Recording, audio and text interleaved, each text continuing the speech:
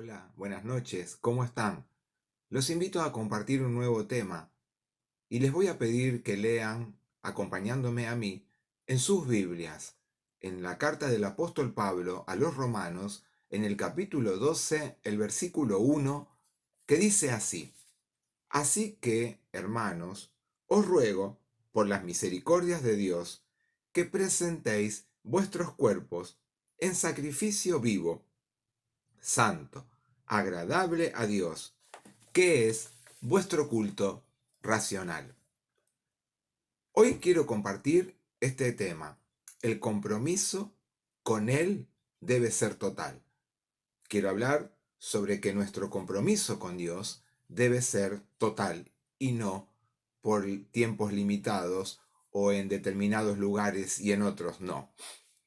Cuando nosotros maduramos en nuestra vida cristiana, por el ejemplo, por el estudio de la palabra, de leer la Biblia, de escudriñarla, cuando maduramos por medio de la oración, de entrar en adoración con nuestro Dios, de aprender a escuchar la voz de Dios, del amor que podemos dar a otras personas, cuando hacemos este tipo de cosas, que nos ayudan a madurar en nuestra vida cristiana, indudablemente nuestra vida empieza en una vida de santidad, que es lo que nos habla la Biblia también a cada uno de nosotros hoy. En partes de la Biblia, por ejemplo, se refiere a esto de la vida de estar separados para Dios. Por ejemplo, en el Nuevo Testamento, de dos maneras. Habla cuando debemos estar separados para Dios, en consagrar nuestras vidas a Dios, y en la otra, la separación de nuestras vidas del pecado, de aquello que nos separa de Dios. Ambas, para cada uno de nosotros, son muy importantes, porque la consagración a Dios es disponernos para el propósito que Él desea cumplir en tu vida y en la mía. O sea, cuando nosotros disponemos consagrarnos a Dios, Él quiere cumplir un propósito en y a través de cada uno de nosotros. Como recién leímos, dice, os ruego, dice Pablo, que presenten vuestras vidas delante de la misericordia de Dios y que delante de Él presenten toda su vida, vuestros cuerpos, dice, como un sacrificio vivo. O sea, santo significa apartado para Dios, que sea agradable delante de la presencia de Dios. Y esto dice, debe ser vuestro culto racional, o sea, que lo hagamos deliberadamente, que presentamos nuestra vida, delante de la presencia de Dios para ser consagrada. Separarnos y consagrarnos nos pide que lo hagamos y que lo hagamos para Dios. Dice, por ejemplo, apartadme a Bernabé y a Saulo para la obra que los he llamado. En el libro de Hechos, cuando se quiere apartar a Saulo y a Bernabé, dice, ¿para qué? Para que justamente, dice, cumplan la obra con que yo los he llamado. Dios siempre tiene un ministerio para cada uno de nosotros, pero para poder lograr ese ministerio, nuestras vidas deben estar consagradas a Dios en santidad. También podemos ver que, por ejemplo, esa consagración que empieza desde lo personal, cuando nosotros nuestras vidas se consagran delante de la presencia de Dios, nos llevan a vivir en la comunidad de la cual participamos de una manera totalmente distinta, porque todos estamos unidos con el mismo Dios. Y si cada uno de nosotros nos consagramos a Dios, la comunidad en la cual nosotros nos movemos y nos desarrollamos va a tener un tipo de santidad que va a hacer que el Espíritu de Dios se manifieste totalmente. Cuando habla, por ejemplo, de lo segundo que viene a ser la separación del mundo, está muy ligada a la consagración. Por ejemplo, en 2 Corintios 6:14 dice, no os unáis en yugo desigual con los incrédulos, porque ¿qué compañerismo tiene la justicia con la injusticia? ¿Y qué comunión tiene la luz con las tinieblas? Cuando nosotros entramos a desgranar este texto de que no nos unamos con yugos desiguales que tienen que ver con los que son cristianos y con los que son incrédulos, con la justicia y con la injusticia, con la luz y con las tinieblas. Este texto ha traído muchas discusiones, pues a veces muchos cristianos, queriendo cumplir lo que dice la palabra, por ejemplo, acá, no se han dado cuenta que con muchas expresiones, con muchas palabras que han usado, han hecho que muchas personas que no creen no terminen tampoco haciéndolo. Tanto tenemos que entender que dentro de la comunidad como de los espacios o personas con quienes cada uno de nosotros nos contactamos a diario, lo que debe permear es el amor a Dios y el amor de Dios para que nosotros lo podamos dar a los demás. Esto es clave, porque tanto dentro de la vida de una comunidad como donde nosotros nos movemos, que muchos no son cristianos, lo que debe permear es el amor. Dios quiere que nosotros amemos a los demás. ¿Por qué? No porque lo tenemos que hacer como una obligación, sino porque Dios nos amó primero a vos y a mí. Seguro que lo fundamental de una comunidad es que todos podamos creer de la misma manera, o sea, creer en el Dios Trino como creemos, vivir y servir bajo la misma fe y la misma doctrina. Por supuesto que esto es muy bueno para una comunidad de fe, pero no debemos ser hipócritas, porque nosotros muchas veces, aún compartiendo esas mismas cosas, hemos tenido o tenemos diferencias con otros hermanos en la fe dentro de una misma comunidad. Entonces, no creer que porque nosotros no tenemos que unirnos en yugos desiguales, no compartir lo que es injusto con lo que es justo, no compartir lo que es la luz con lo que es las tinieblas, el pecado que nos separa, que nos aparta de la presencia de Dios, no nos olvidemos que muchas veces nosotros mismos no cumplimos con ese tipo de cosas, porque muchas veces en las comunidades hay diferencias, hay disensiones, hay peleas, hay maltratos. ¿Dónde se manifiesta? Entonces, en ese tiempo, en ese espacio y en ese lugar, la santidad de Dios en medio de cada uno de los creyentes que comparten la misma fe, que comparten la misma doctrina, que comparten la misma salvación. Pero sin embargo, muchas veces actuamos justamente con aquellos que no nos queremos juntar o no nos queremos reunir porque decimos que son del mundo y entonces nosotros muchas veces con nuestros gestos, con nuestras actitudes, actuamos como uno más de ellos. No debemos ser hipócritas, debemos vivir la santidad a nuestro Dios para que podamos apartarnos de aquello que nos hace daño, pero de una manera práctica, natural, y no de una manera que es forzada que la debamos hacer. Podríamos enumerar algunas cosas diarias o personas con las cuales nosotros nos movemos y que no creen en Dios o que no son creyentes. Tenemos familiares que no creen en Dios o que creen en otras doctrinas. Tenemos vecinos que no practican su fe en Dios. Tenemos compañeros de estudio. Tenemos compañeros de trabajo.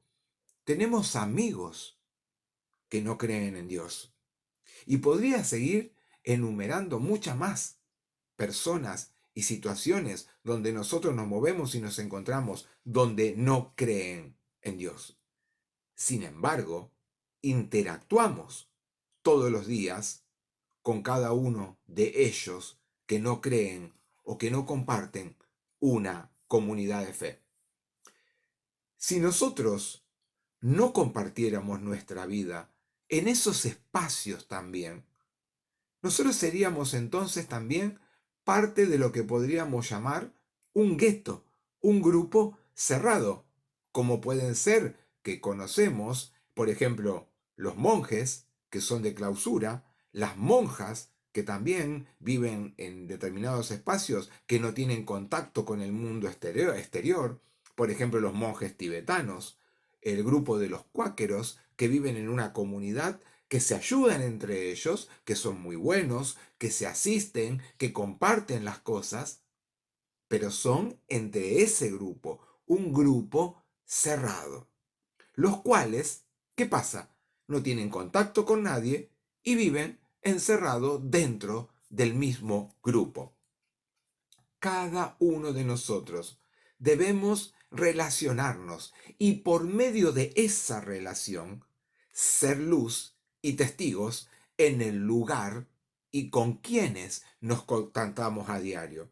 Y entonces, en esos espacios y con esas personas con las cuales nosotros nos contactamos, debemos aprender a vivir y practicar de forma natural la santidad de Dios y no como algo que lo vamos a hacer porque nos ponemos una máscara de cristianos delante de aquellos con los cuales estamos compartiendo nuestra vida diaria.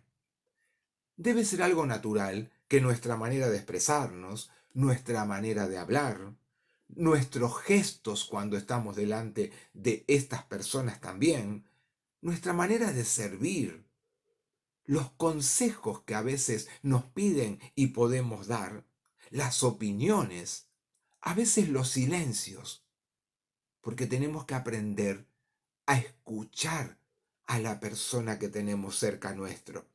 Nuestras contestaciones, nuestras miradas, nuestros abrazos. A veces nos piden un abrazo, que ese abrazo exprese la calidez de lo que es vivir la santidad como un verdadero hijo o una verdadera hija de Dios.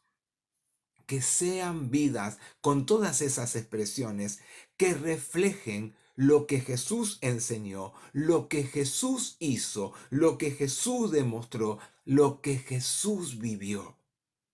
Tenemos el mejor ejemplo. No nos dejó solos, no nos dejó abandonados, nos dio, pero distintas clases de ejemplos Jesús de cómo vivir en santidad. Y nosotros muchas veces creemos que para poder lograrlo tenemos que apartarnos de todos aquellos que Dios justamente nos coloca para que podamos amarlos, para que podamos servirles, para que podamos predicarles y para que ellos también, por nuestro testimonio, nuestro servicio, nuestro amor, nuestra calidez, puedan llegar a creer. Fue claro Jesús cuando en el capítulo 17, los versículos que van del 15 al 20 del Evangelio de Juan, ¿qué dijo Jesús? Estaba ya pronta su hora de partir y dijo, no ruego que los quites del mundo, sino que los guardes del mal. Santifícalos en tu verdad. Tu palabra, dice, es la verdad. Como tú me enviaste al mundo, así yo los he enviado al mundo. Y no te pido solo por ellos, sino también por los que han de creer en mí por la palabra de ellos. Es claro Jesús. Le dice, no te pido que los quites del mundo a los discípulos, a los que los seguían. No te pido que los saques del lugar. Te pido, sí, que los cuides del mal. Y está hablando con su Padre Celestial en esa relación permanente que él tenía. No te pido que los saques, te pido que los protejas, que los cuides como un escudo de aquello que los puede separar, que los puede apartar, que los puede llevar al camino del pecado. Queridos amigos y hermanos, cada uno de nosotros debemos ser luz y cristianos en el lugar donde nos toca trabajar. Y les puedo asegurar que Dios siempre nos coloca a alguien que está en necesidad, que necesita una palabra, un gesto, un abrazo, una mano extendida, un oído que escucharlos.